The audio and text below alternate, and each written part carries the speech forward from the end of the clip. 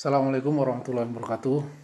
Waalaikumsalam Bapak-bapak dan warahmatullahi ibu wabarakatuh. sekalian yang dirahmati Allah, alhamdulillahirobbilalamin, kita sudah selesai membaca beberapa surat Al-Quran dan juga sudah membaca doa. Mudah-mudahan dengan doa ini kita semua, khususnya keluarga besar IST Akprin, bisa terhindar dari wabah dan juga lembaga kita ini segera juga bisa eksis, tetap eksis meskipun cobaan ini sangat berat ya. Baik, izinkan saya men-share beberapa ayat dan hadis ya, mungkin kultum ya, kuliah 7 menit ya, atau 17 menit atau 70 menit. Jadi kita sudah baik, kelihatan ya Bapak Ibu? Kelihatan ya? Oh, hilang. Belum, Pak. Oh, sudah sekarang. Sudah ya? Ya. Baik, jadi Al-Quran itu adalah sebuah mukjizat abadi gitu ya. Jadi kalau mukjizat zaman dahulu seperti tongkat Nabi Musa, ya mukjizat ontanya Nabi Soleh, kehebatan Nabi Isa menghidupkan orang mati dan seterusnya, itu hilang bersama wafatnya Nabi. Tapi mukjizat Rasulullah yang paling hebat yaitu Al-Quranul Karim itu akan tetap abadi sampai hari kiamat ya. Jadi banyak peneliti Al-Quran dari sisi sastra ya, bagaimana kehebatan sastra Al-Quran.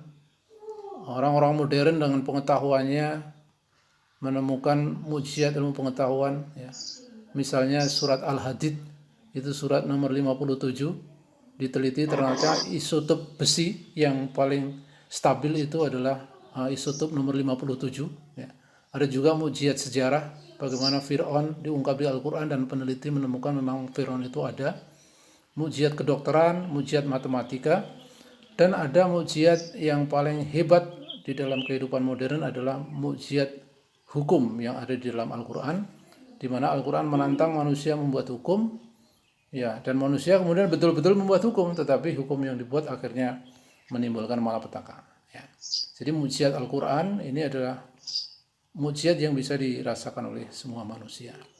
Selanjutnya Bapak Ibu yang dirahmati Allah, Al-Quran ini menyebut dirinya dengan berbagai istilah ya.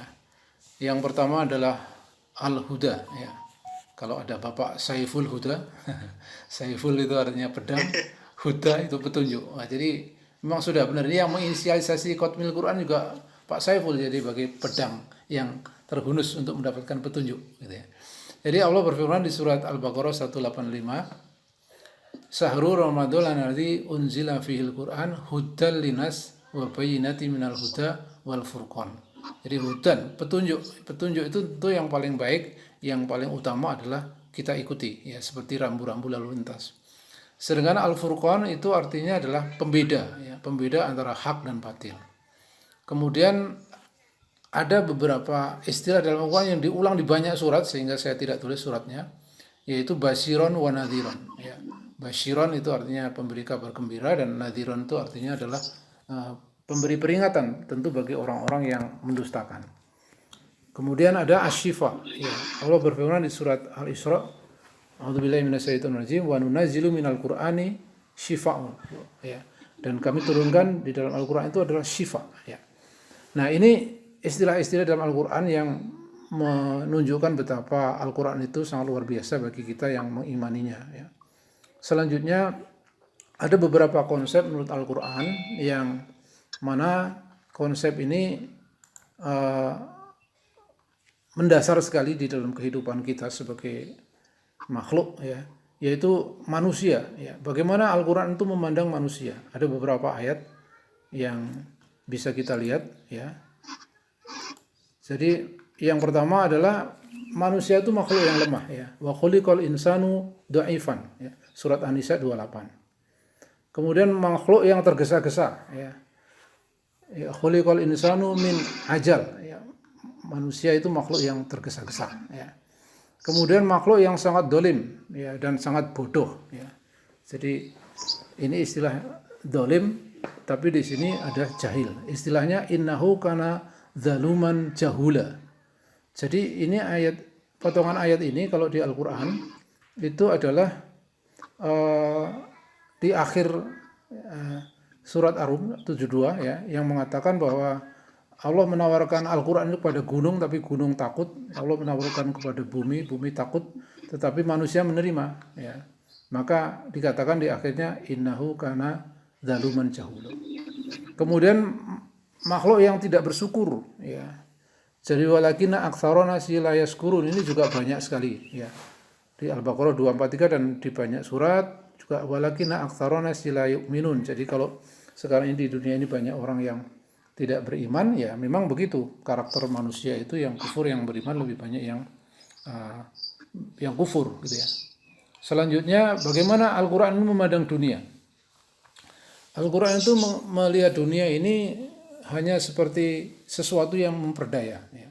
Atau yang diulang di beberapa ayat adalah wa mal hayatud dunya illa la'ibun walahun ya. Dunia ini hanya senda gurau ya. Ini ada di banyak surat ya. Surat Al-An'am 32, surat 2964 dan seterusnya ya. Tetapi harus kita pahami juga bahwa Al-Quran dunia ini meskipun dia adalah tempat permainan senda gurau, tetapi dia adalah tempat yang paling menentukan ya. Ya ayyuhalladzina amanu taqwa wal tandur nafsun ma qaddamat lighad. Hai orang-orang yang beriman, bertakwalah kepada Allah dan perhatikanlah ya apa-apa yang kamu persiapkan untuk hari esok, maksudnya hari akhir, hari akhirat ya. Jadi di dunia ini ya meskipun senda gurau itu istilahnya ya, karena banyakkan orang memang senda gurau, tetapi disinilah yang akan menentukan kehidupan abadi di hari akhir nanti. Nah itu Al-Quran memandang dunia. Nah kemudian ketika Al-Quran memandang dirinya sendiri ya, ini luar biasa kalimatnya ya. Kalimatnya luar biasa ketika Al-Quran memandang dirinya sendiri. Walau ana Qur'anan suyirat bihil jibalu au kutingat bihil ardu au kulima bihil mauta balillahi al-amru jami'an ya. Dan sekiranya ada satu bacaan kitab suci dengan bacaan itu gunung-gunung dapat diguncangkan, bumi jadi terbelah dan orang-orang yang mati dapat berbicara, tentulah Al-Quran itulah dia ya. Sebenarnya segala urusan itu adalah kepunyaan Allah, maka tidaklah orang-orang beriman itu mengetahui bahwa seandainya Allah menghendaki semua manusia beriman, tentu Allah memberi petunjuk pada manusia semuanya. Jadi ini Bapak Ibu sekalian bagaimana Al-Quran itu membuat kalimat yang sangat luar biasa gitu ya, menyentuh kalbu kita yang bisa tersentuh gitu ya, sebagai sebuah kitab yang sangat hebat sampai dikatakan gunung dapat diguncangkan, bumi dapat terbelah dan seterusnya. Selanjutnya karakter Al-Quran ya. Satu, Al-Quran itu mudah ya. Mudah, sehingga di sini ada satu ayat yang ada di surat Al-Qamar gitu ya. Diulang 4 kali dia. Walaqad yassarnal Qur'ana lidzikri fahal min muddakir. Ya, dan sungguh telah aku mudahkan Al-Quran itu untuk peringatan. Apakah ada di antara kalian yang mau mengambil peringatan ya. Jadi mudah ya. Mudah dibaca, mudah dihafal, sampai anak kecil pun bisa menghafal ya, meskipun mungkin masih usianya 5 tahun, 7 tahun.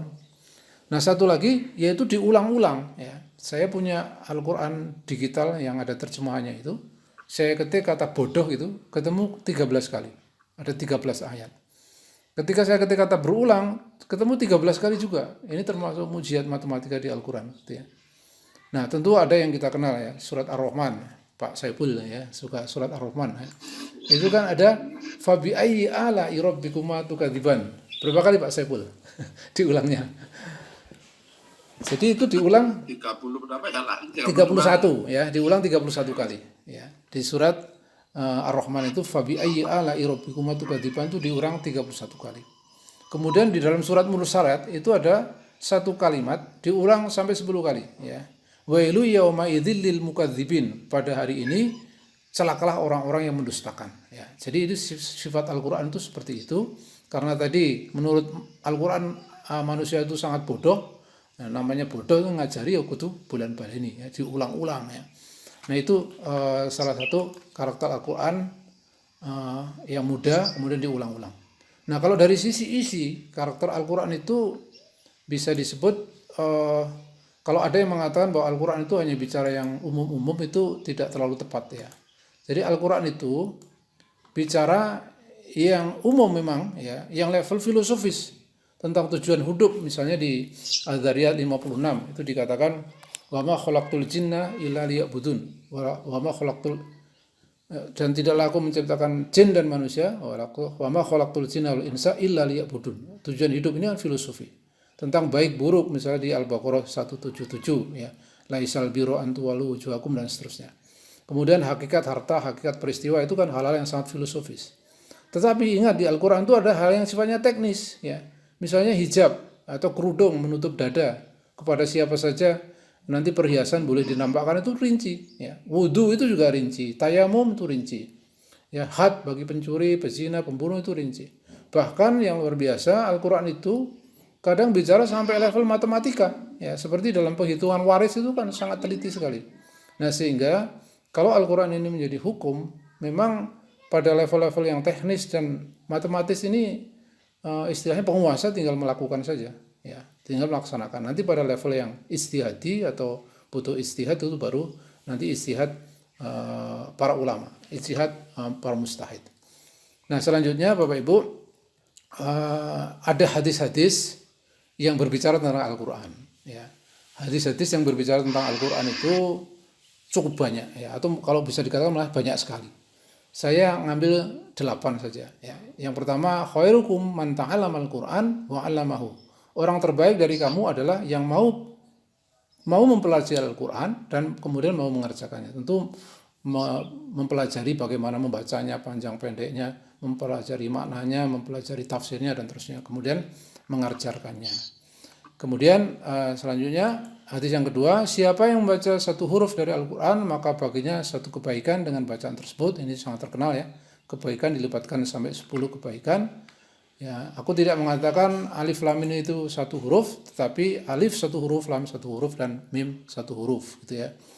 Nah, kemudian hadis yang ketiga, orang yang mahir membaca Al-Quran dia berada bersama para malaikat yang terhormat, dan orang yang terbata-bata di dalam baca Al-Quran mengalami kesulitan mendapatkan 2 pahala ya.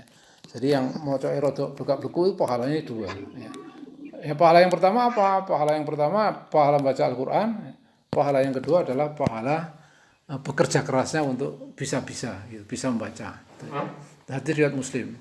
Kemudian ada lagi satu hadis yang keempat, innalladzi laisa fi jawfi syai'un minal Qur'an ya, kal baitil kharib ya. Sesungguhnya orang yang tidak ada sedikit pun Al-Quran ya, maksudnya ini tidak ada hafalan sedikit pun di dalam hatinya, itu bagaikan rumah yang kosong ya.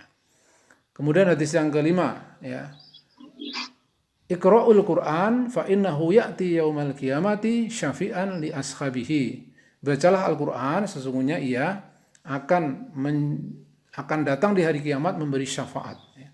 Syafaat itu pembelaan ya kepada pembacanya. Hadis yang ke-6, innallaha yarfa'u bihadzal kitab aqwaman wa yad'u bihi akharina ya. Sesungguhnya Allah akan mengangkat satu kaum menuju kemuliaan dengan Al-Qur'an, dan dengannya pula Allah akan menjatuhkan satu kaum.